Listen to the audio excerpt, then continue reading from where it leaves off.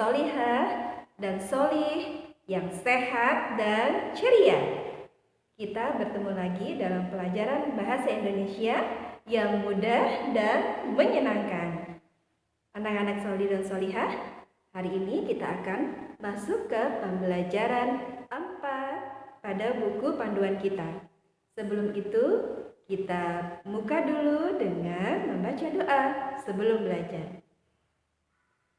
A'udzu billahi minasy syaithanir rajim. Bismillahirrahmanirrahim. Rabbi zidni ilma warzuqni fahma. Amin ya rabbal alamin. Ya Allah, tambahkanlah ilmuku dan berilah aku pemahaman. Ya Allah, perkenankanlah. Baik, alhamdulillah, anak-anak, pada pembelajaran 4 kali ini kita akan belajar kembali tentang penggunaan kata tanya. Pasti anak-anak sudah tahu apa itu kata tanya, ya. Kata tanya berfungsi untuk menanyakan sesuatu hal. Nah, untuk bertanya pasti kita membutuhkan kata-kata, ya kan? Nah, apa saja kata tanya itu? Siapa yang bisa menyebutkan? Bersama-sama Ustazah ya. Apa?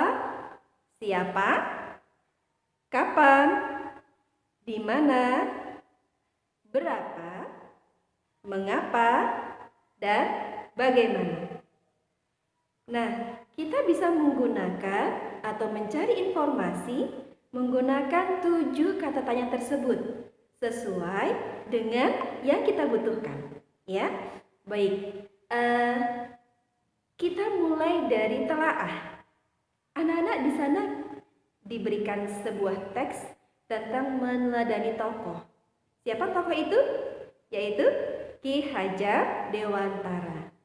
Nah, coba kalian baca pada bagian telaah tersebut tentang biografi singkat Ki Hajar Dewantara. Kalian pelajari, kalian rasakan, dan coba setelah kalian baca betul-betul tentang kisah Ki Hajar Dewantara, kalian sampaikan perasaan kalian, pendapat kalian tentang Ki Hajar Dewantara. Lalu tuliskan pada bagian eksplorasi. Nah, setelah itu kalian bisa menggunakan kata-kata tanya, bisa mencari tahu tentang siapa sih Ki Hajar Dewantara, di mana lahirnya, dan sebagainya. Kalian bisa berlatih pada bagian apa itu? Rumuskan.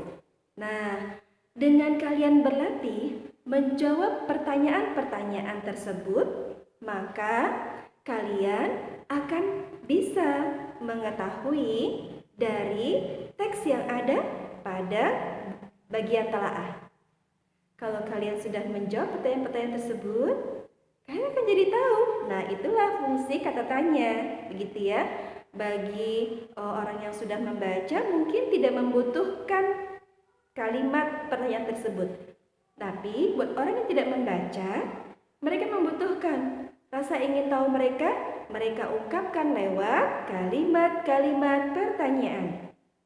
Misalnya, kalian setelah membaca buku tersebut, membaca tentang biografi Ki Hajar Dewantara, lantas adiknya bertanya, "Kakak, apakah yang kakak baca?" "Oh, teks tentang Ki Hajar Dewantara, Dek." "Siapa itu Ki Hajar Dewantara?" Misalnya begitu, kalian menjawab apa? Lalu kalian bisa menjawab dengan sesuai teks yang ada di situ. Nah, kemudian dia penasaran lagi, maka dia bertanya lagi, "Kak, kapan Ki Hajar Dewantara itu dilahirkan? Dari kota manakah dia berasal?" Dan sebagainya. Nah, itu adalah fungsi dari kata tanya, ya. Jadi, buat orang yang belum memahami, dia membutuhkan kata-kata tersebut untuk mengetahui informasi yang dibutuhkan. Sampai di sini, Ustazah sering menemukan kesalahan dalam membuat kalimat pertanyaan. Misalnya begini, kakak ingin mengetahui berapa jumlah uang adik. Lalu kakak bertanya, Dek, uang yang kamu pegang ada berapa? Ya, menurut kalian kalimat tersebut betul atau salah? Ya, kurang tepat ya. Jadi kalimat tersebut kurang tepat. Yang benar adalah, berapa uang yang engkau pegang, Dek? Ya, begitu ya. Jadi kata tanyanya berada di bagian depan. Ya, bagian depan kalimat, bukan di akhir. Misalnya, jam berapa engkau akan berangkat ke pasar? Jadi kata berapanya ada di depan, bukan di bagian belakang, ya. Kemudian contoh lagi. Kapan Ki Hajar Dewantara dilahirkan? Ya, itu ya. Jadi menggunakan kata tanya ada di depan kalimat. Nah, setelah kalian mencoba di bagian rumuskan, kalian jawab dengan baik ya, dan usahakan jawabannya sesuai dengan pertanyaan yang dimaksud. Silakan mencoba. Anak solih dan solihah, bagaimana? Mudah bukan mengerjakan berlatih tentang menggunakan kata tanya? Ya, jelas. Karena bahasa Indonesia itu mudah dan menyenangkan. Karena itu, kita akan berlatih ya, mengaplikasikan kemampuan kita tadi dalam menggunakan kata tanya. Ya, pada bagian aplikasi di sana diberikan 4 gambar tokoh pendidikan Indonesia. Nah, kalian bisa mencari biografi singkat dari 4 tokoh tersebut.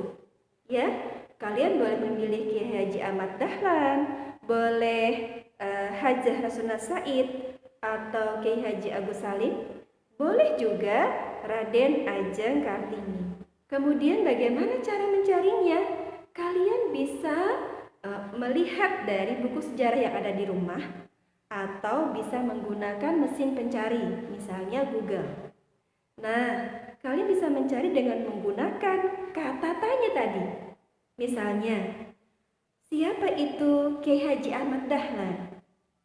Ya, atau mengapa Raden Ajeng Kartini disebut sebagai tokoh perempuan Indonesia? Kalian bisa mencari dengan menggunakan kata-kata tanya tersebut. Setelah kalian mendapatkan satu informasi, kalian catat. Ya, fokus hanya satu tokoh. Kemudian kalian catat dan kalian bisa menggunakan 7 kata tanya tersebut. Setelah terkumpul semua informasi yang sudah kalian catat, kemudian kalian susun dalam sebuah karangan. Nah, karangan itu bisa disebut sebagai biografi singkat. Bisa? Kita coba ya. Insya Allah kalian anak-anak yang hebat, yang semangat mengerjakan tugas dan bertanggung jawab.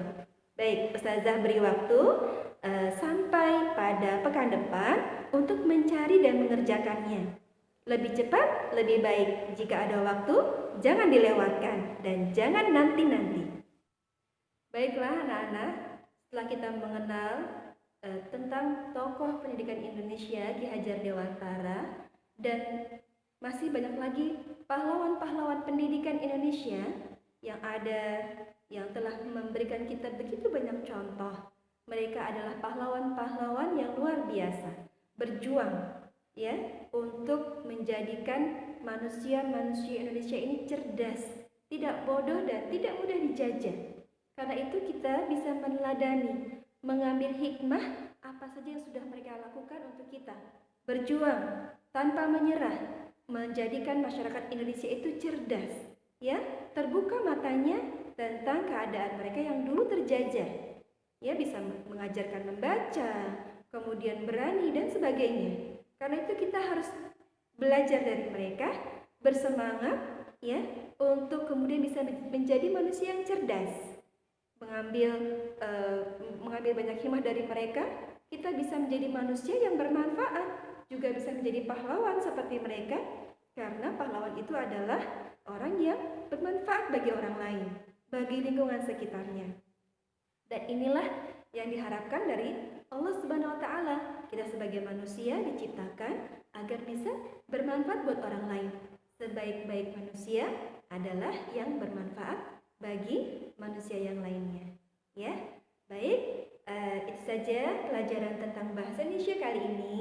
Kita bisa akhiri dengan mengucapkan lafaz hamdalah. Alhamdulillahirabbil alamin. Saya akhiri. Assalamualaikum warahmatullahi